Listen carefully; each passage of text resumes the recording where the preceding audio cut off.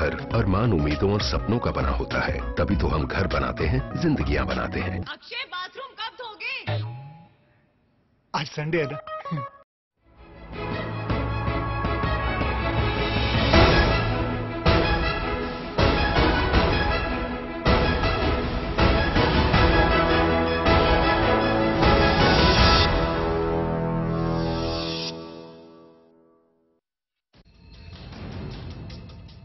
बच्ची के रेप के खिलाफ फूटा देश का गुस्सा। पीएम आवास से लेकर सोनिया गांधी के घर तक प्रदर्शन। कई जगह पर पुलिस और पब्लिक की झड़प।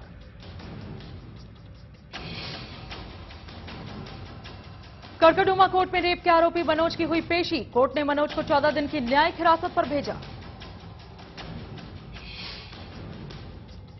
दिल्ली गांधीनगर रेप मामले में गृह मंत्रालय ने दिल्ली पुलिस को किया रिपोर्ट तलब। पूछे 7 सवाल, 24 घंटे के भीतर मांगा जवाब।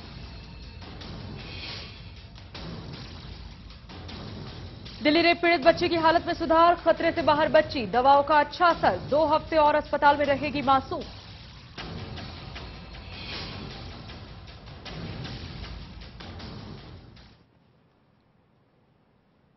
नमस्कार, मैं हूं वंदना चंदेल और आप देख रहे हैं हमारा खास कार्यक्रम।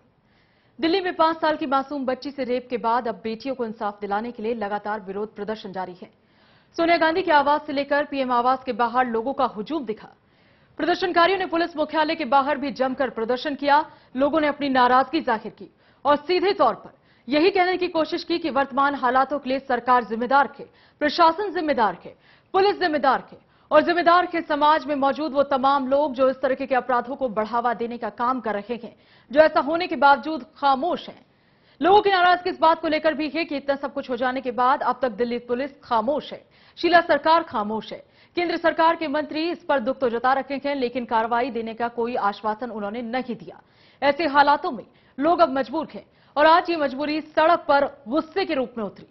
कहीं आम आदमी पार्टी के कार्यकर्ता तो कहीं बीजेपी और कहीं देश के समाज के नाम लोगों ने जो ऐसी घटना से त्रस्त हैं, दुखी हैं, परेशान हैं, अपना गुस्सा सरकार के खिलाफ जमकर निकाला। जिंदगी के खिलाफ एक बार फिर से देश की जनता सड़कों पर है। एक बार फिर दिल्ली की सड़कों पर वही जनाक्रोश है जो 16 दिसंबर की घटना के बाद देखने को मिला था, या फिर ये कहें कि उससे भी कहीं ज्यादा, क्योंकि हैवानियत की हद इस बार एक मासूम के साथ पार हुई है। गांधीनगर में बच्ची से रेप की घटना के खिलाफ लोगों का गुस्सा थमने का नाम नहीं ले रहा है। दिल्ली में जगह जगह लोगों का प्रदर्शन जारी रहा।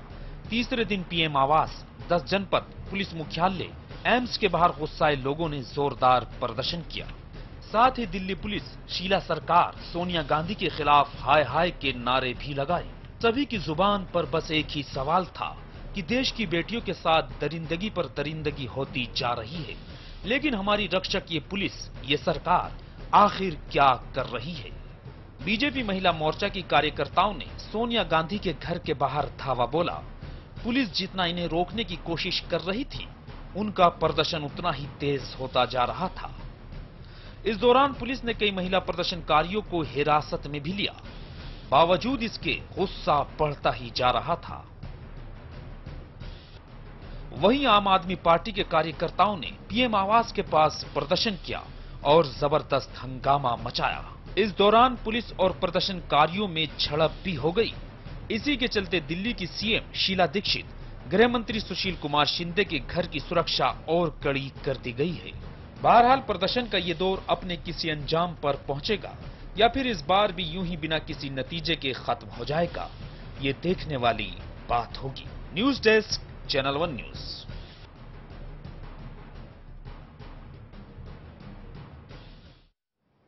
तो दरिंदगी के खिलाफ देश गुस्से में है। हवस का शिकार बनाने वाले इन लोगों को बख्शना नहीं चाहता देश, क्योंकि जानते हैं कि इस वक्त दिल्ली का अगर सबसे बड़ा कोई दर्द है तो वो यही है, यूएन असेंबली में जिसके बारे में ये कहा गया हो कि भारत की सबसे बड़ी समस्या, राष्ट्रीय समस्या बलात्कार है, रेप है। इससे निपटना भारतीयों के लिए बड़ी चुनौती है। तो वाकई में देश शर्मसार होता है, न सिर्फ देश के भीतर बल्कि बाहर भी, अंतर्राष्ट्रीय मंच पर भी।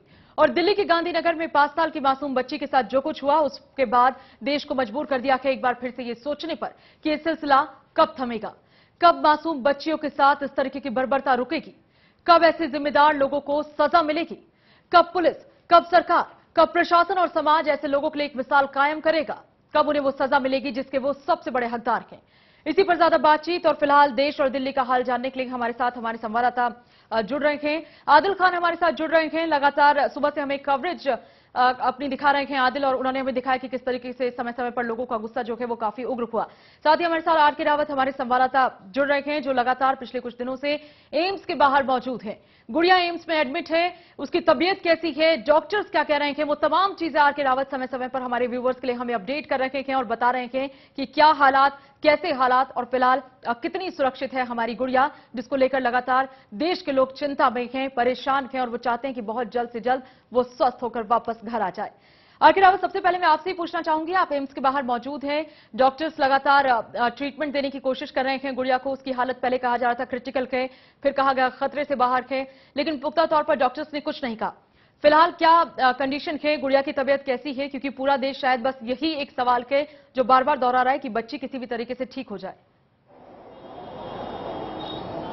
देखिए, अभी जो 7:30 बजे जो मेडिकल बुलेटिन जारी होना था वो जारी नहीं हुआ है, तो लेकिन हमारी डॉक्टर से जो बात हुई है तो उन्होंने यही बताया है कि जो बेबी है उसकी हालत जो है बिल्कुल नॉर्मल है, और वो डॉक्टर से और नर्स से उसने बातें की हैं, अपने फादर मदर से भी बातें की हैं, उनसे खाने को भी मांगा है, और उसको वो जो है दिन में 2-3 घंटे सोई भी थी।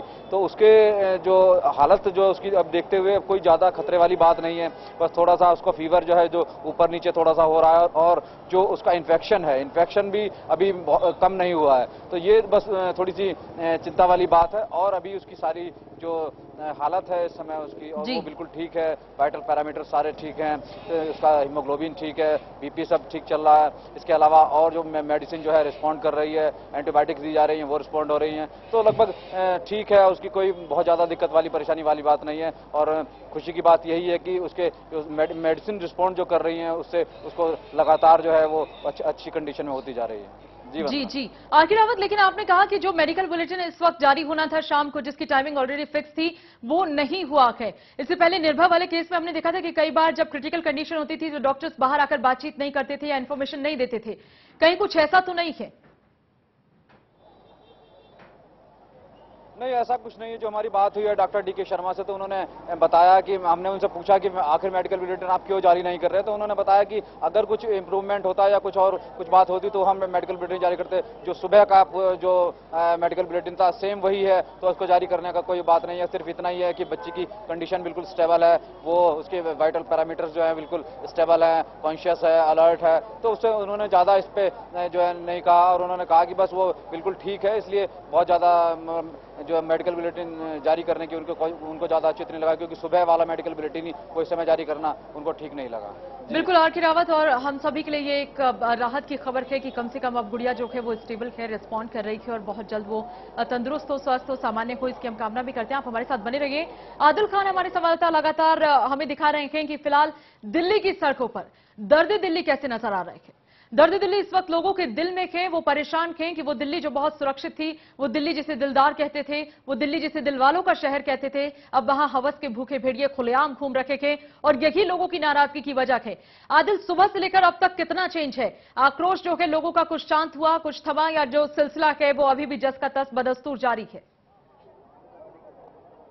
जी वंदना, इस वक्त हम पुलिस हेडक्वार्टर के सामने खड़े हुए हैं। सुबह से हम देख रहे थे कि आम आदमी पार्टी के नेता पुलिस हेडक्वार्टर के मेन गेट के सामने धरना दिए बैठे हुए थे।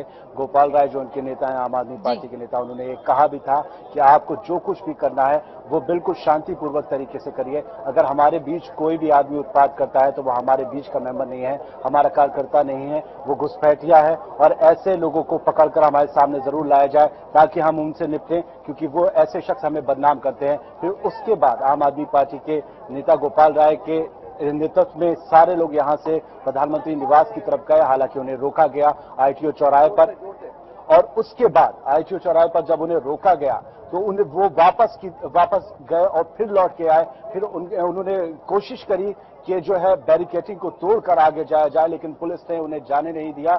इस बीच थोड़ी सी धक्का मुक्की जरूर हुई, लेकिन फिर भी वो लोग ये जत्था आगे नहीं बढ़ पाए। लेकिन कुछ देर के लिए मामला शांत हुआ, आधे घंटे के लिए मामला शांत हुआ। फिर अचानक से कुछ 10 से 15 लोग उस जत्थे में जो मौजूद थे वो आते हैं, यहां आकर नारेबाजी करते हैं, पुलिस मुख्यालय के गेट पर लेट जाते हैं जमीन पर। उसके बाद क्योंकि इस दरमियान जो आधे घंटे का जो शांत समय था, उस दरमियान यहां पर पुलिस का भारी बल यहां पर मौजूद हो गया था, यहां पर तैनात कर दिया गया था।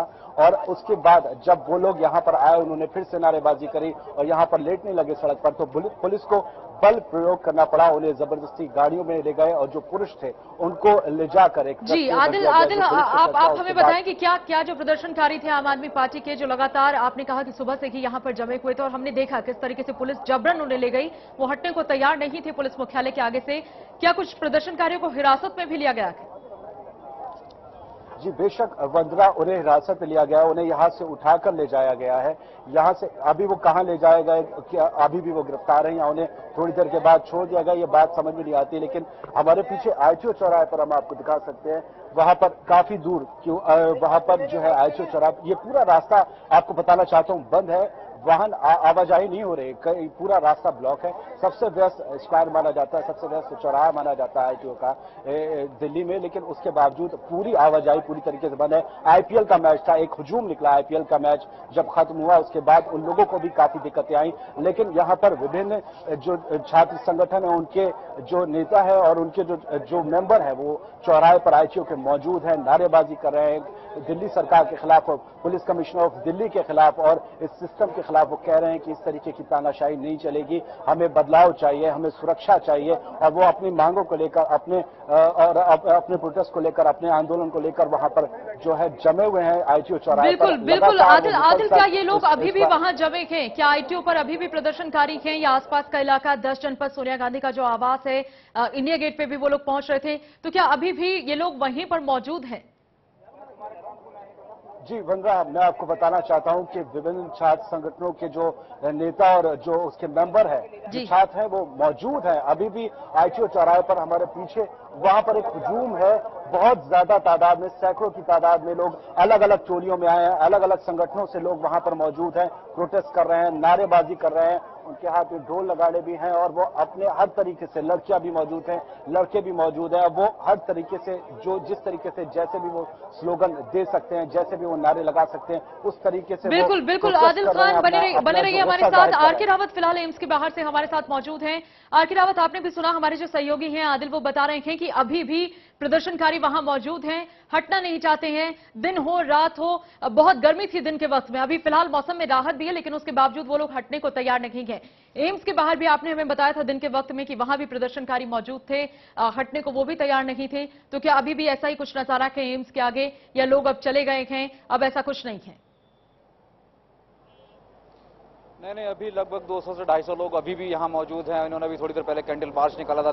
शाम के समय वो काफी उग्र हो गए थे, लगभग 100-150 की संख्या में लोग आए यहाँ और उन्होंने रोड जाम कर दिया, रोड पे पहुंच के नारेबाजी की। इसके बाद जो है एक टीम आई जिसके हाथ में एक पुतला था दिल्ली पुलिस कमिश्नर का, उन्होंने फूंकने की कोशिश की तो पुलिस ने उनको मना किया, लेकिन फिर भी उन्होंने उसको जलाया और उसके बाद पूरी सड़क पे वो नाचे। उन्होंने जो भी गाड़ियां सामने आ रही थी उनको जो तोड़ने की कोशिश की, तो पुलिस ने जो उनको जो धक्का मुक्की करके उस जगह में उनको बंद कर दिया जहाँ पे वो इनको प्रदर्शन करने के लिए जगह दी गई है, उसके बाहर निकलने नहीं दिया। लेकिन कुछ लोग लगातार आते रहे और बाहर निकलते रहे, प्रदर्शन एम्स के अंदर घुसने की कोशिश करते रहे। तो पुलिस की सिक्योरिटी यहाँ काफी टाइट है, यहाँ पर कुछ ज्यादा नहीं हुआ, लेकिन उग्र प्रदर्शन कुछ लोग जरूर कर रहे थे, कुछ फप्तियां कर रहे थे, पुलिस को जलील करने वाली बातें जरूर कर रहे थे। लेकिन पुलिस जो है बहुत संयम से बरत रही थी। उन्होंने पुलिस ने बिल्कुल भी कोई ऐसी हरकत नहीं की जिससे कि पुलिस की बदनामी, क्योंकि पिछले दिनों जो ACP का थप्पड़, वो उसकी गूंज अभी सभी पुलिस वालों के कानों में क्या हश्र हुआ उसको ACP का, तो वो सभी जानते हैं। तो अभी इस बार पुलिस जो बिल्कुल शांत स्वभाव में सभी लॉ एंड ऑर्डर को पूरी तरह से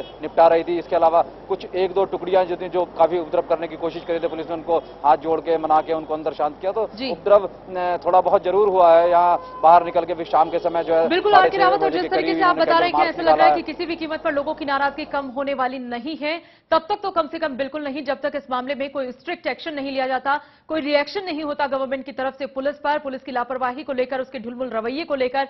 और नीरज कुमार के खिलाफ, दिल्ली पुलिस कमिश्नर के खिलाफ खासे नाराज हैं लोग। आप दोनों की बने रहिए हमारे साथ, आदिल आप भी और RK रावत आप भी। फिलहाल हम रुकते हैं एक छोटे से ब्रेक ले, और ब्रेक से लौटेंगे तो आपको दिखाएंगे दर्द दिल्ली।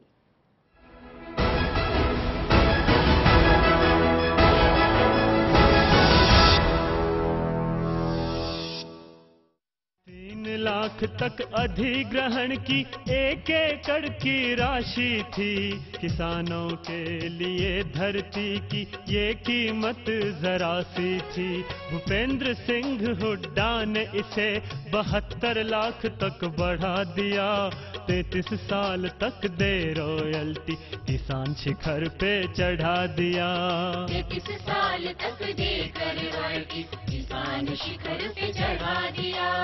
वर्तमान हरियाणा सरकार के आने से पहले किसान भाइयों की जमीन का अधिग्रहण कौड़ियों के भाव लगभग 2 से 3 लाख रुपए प्रति एकड़ के हिसाब से किया जाता था।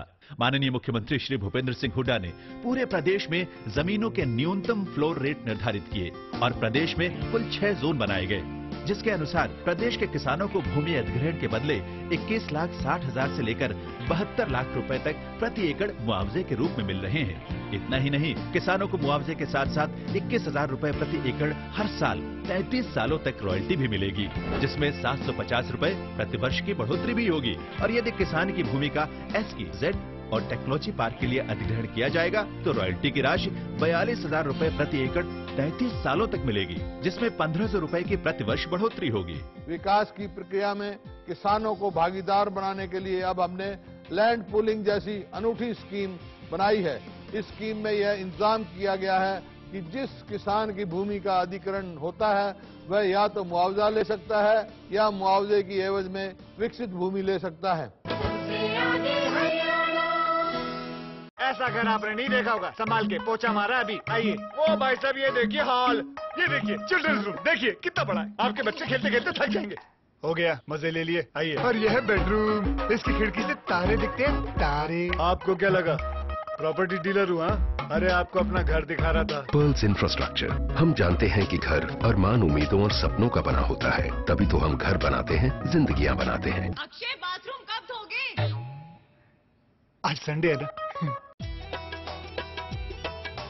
गन्ने के दामों के बारे में बात कहूँ मैं खास, अपने कार्यकाल में गन्ने का दाम चढ़ा दिया आकाश। भूपेंद्र सिंह हुड्डा ने, भूपेंद्र सिंह हुड्डा ने।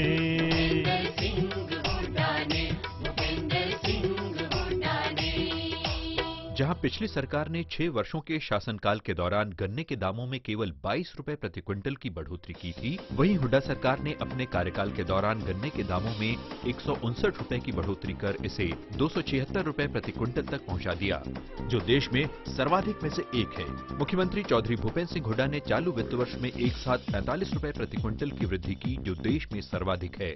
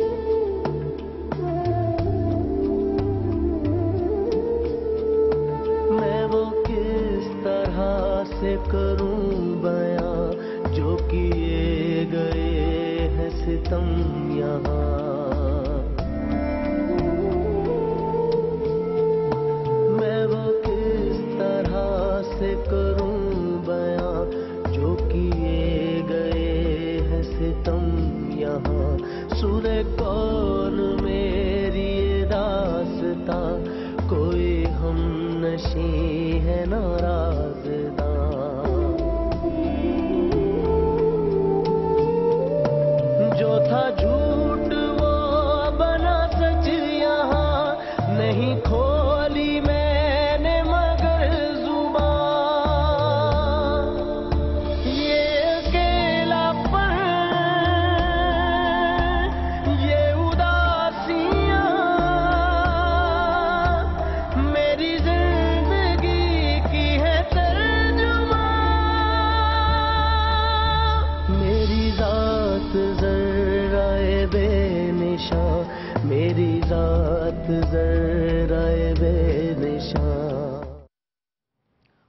के ये बोल बनाते हैं कि ये पीड़ा कितनी ज्यादा दुखदाई है। महज वो शख्स, महज वो महिला, महज वो बच्ची जिस पर ये बीता हो, जिससे होकर ये गुजरा हो, वही जानती है कि इस दर्द को, इस दंश को, इस पीड़ा को न वो कभी भूल पाएगी, न वो कभी इससे अलग हो पाएगी। ये हमेशा जब तक जीवन है उसके जहन में रहेगा और एक टीज की तरह वक्त के साथ समय समय पर एक नासूर की तरह हमेशा उसके पास रहेगा। और बहुत दुख की बात है कि हमारा समाज, हमारी सरकार, हमारी पुलिस, हमारी व्यवस्था इसे ठीक करने में, इस हालात को बदलने में पूरी तरह से नाकामयाब नजर आ रहे हैं। फिलहाल दिल्ली की सड़कों पर जगह जगह आज प्रदर्शन होते रहे। हर जगह पर लोग नारेबाजी कर रहे थे। कभी प्रधानमंत्री, कभी केंद्र सरकार, कभी सोनिया गांधी, कभी दिल्ली सरकार और कभी दिल्ली पुलिस को कोस रहे थे। 7 RCR पर मौजूद थे हमारे संवाददाता आसिफ इकबाल और वहां क्या कुछ तस्वीर थी, इसका उन्होंने जायजा लिया। आप देखिए किस तरीके से ये देखिए आप ये देखिए, ये आम आदमी पार्टी कार्यकर्ता हैं। ये लोग तमाम लोग 7 RCR में घुसने की कोशिश कर रहे हैं। ये यहाँ पे देखिए किस तरीके से, यहाँ पे ये देखिए ये किस तरीके से इनको उठाया जा रहा है, जा रही है। ये तमाम आम आदमी पार्टी कार्यकर्ता हैं। ये लोग इनकलाब जिंदाबाद के नारे देते हुए, और यहाँ देखिए यहाँ किस तरीके से घुसने की कोशिश की जा रही है।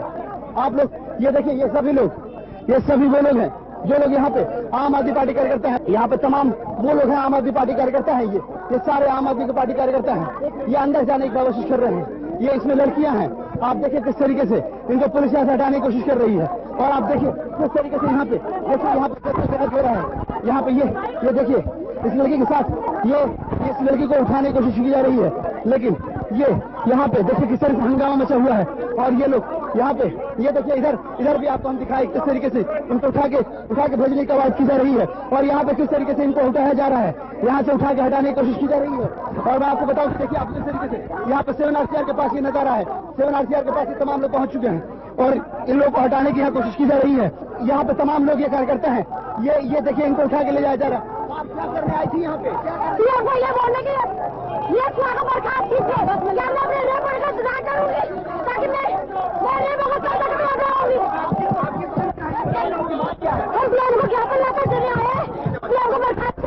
देखिए किस तरीके से अफरा तफरी का माहौल है। अभी बहुत सारे कार्यकर्ता अभी बाकी हैं और ये भी लोग कह रहे हैं कि ये लोग ऐसे नहीं जाने देंगे। देखिए बसों में, जिस बसों में रखा गया है उसमें भी हंगामा कर रहे हैं ये लोग। और ये साफ लोग कह रहे हैं कि इनके साथ पुलिस जाती कर रही है। पुलिस जाती कर रही है। ये अंदर आप लड़कियों को देखिएगा, खेत के हम लोग मार रहे हैं, अंदर उनको पकड़ के खेल नीरज कुमार इस्तीफा दो, नीरज कुमार इस्तीफा दो, नीरज कुमार इस्तीफा दो, नीरज कुमार इस तरीके से देखिए ये पुलिस वालों ने भाड़े लेके ये पुलिस वालों ने व्यवस्था करी है। देखिए निशान है, चेस्ट में सारी में निशान है, पुलिस वालों ने भाड़े लेके। देखिए किस तरीके से यहाँ पे माहौल हो रहा है, किस तरीके से यहाँ पे हालात हैं, बिल्कुल कंट्रोल में नहीं है। ये जिस तरीके से ये हालात, और ये देखिए ये बिल्कुल ही स्थिति यहाँ पे अच्छी नहीं है। यहाँ पे जिस तरीके से यहाँ पे आप देखिए किस तरीके से अफरा तफरी मचा हुआ। और यहाँ पे बिल्कुल आप देखिए किस तरीके से यहाँ पे इनको धक्का मुक्की के साथ इनको यहाँ से ले जाया जा रहा है। 7 RCR जहाँ प्रधानमंत्री रहते हैं, अगर वो जगह ही सुरक्षित ना हो, वहां ही इतने सारे लोग पहुंचे और अपनी आवाज को बुलंद तरीके से रखे, तो आप क्या कहेंगे इसको आप देखकर तमाम बातें कह सकते हैं कि अब सब कुछ देश में ठीक नहीं चल रहा। एक बार फिर से जन सैलाब जन समर्थन के रूप में उभरा है और यहाँ पे ये जन समर्थन यहाँ पे देखिए किस तरीके से जन सैलाब में तब्दील हो रहा है, क्योंकि लोग यहाँ पे ये साफ कह रहे हैं कि यहाँ से इनकी बात को नहीं माना जा रहा है, इनकी बात को नहीं रखा जा रहा है। ये साफ कह रहे हैं कि अगर यहाँ के CP इस्तीफा नहीं देंगे तो ये लोग अपना प्रोटेस्ट जारी रखेंगे। सवाल ये उठता है कि आखिर किसकी सुरक्षा, कैसे सुरक्षा, और अगर सुरक्षा के प्रहरी ही सुरक्षा के घेरे में होने की जरूरत पड़ जाए, उनको ही सुरक्षा मुहैया कराने की जरूरत पड़ जाए, तो आखिर इस देश का सुरक्षा किसके भरोसे, इस देश की सुरक्षा व्यवस्था किसके भरोसे, कौन करेगा इस देश की सुरक्षा। कैमरामैन संजय के साथ आशिफ इकबाल, चैनल 1 दिल्ली। तो दिल्ली और देश के ये हालात वाकई में सोचने पर मजबूर कर रहे हैं आपको और हमें, लेकिन फैसला हमें लेना होगा, बहुत जल्द इस बारे में सोचना होगा। आखिरकार जो भी हो रहा है, जो भी घट रहा है हमारे इर्द गिर्द, उसके सीधे तौर पर जिम्मेदार हम ही हैं। हम लोग जिनसे मिलकर समाज बनता है और जो समाज में इस तरीके की कुरीतियों को सहते हैं, करते हैं, इसमें शामिल होते हैं, रोक नहीं पाते, इसके खिलाफ आवाज नहीं बुलंद करते, तो अब वक्त है हम और आप मिलकर इस मुहिम की शुरुआत करें और ऐसी किसी भी चीज को जो महिलाओं पर अत्याचार की तरह हो उसे ना कहें। इसी के साथ हमारे साथ जुड़े हमारे संवाददाता आर के रावत, आदिल खान, दोनों का बहुत बहुत शुक्रिया। आपको छोड़ जाते हैं इस कार्यक्रम में एक कविता की बहुत खूबसूरत कुछ पंक्तियों के साथ जो इस हालात के मर्म को बहुत बेहतरी से बयां करती है। कैसे मंजर सामने आने लगे हैं, गाते गाते लोग चिल्लाने लगे हैं। अब तो इस तालाब का पानी बदल दो। ये कमल के फूल कुम्हलाने लगे हैं।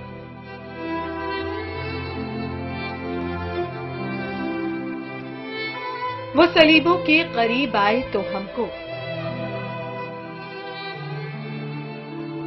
कायदे कानून समझाने लगे हैं।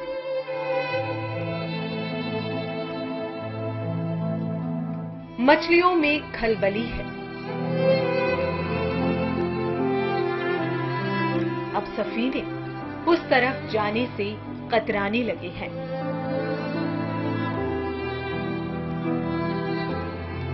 अब नई तहजीब के पेशे नजर हम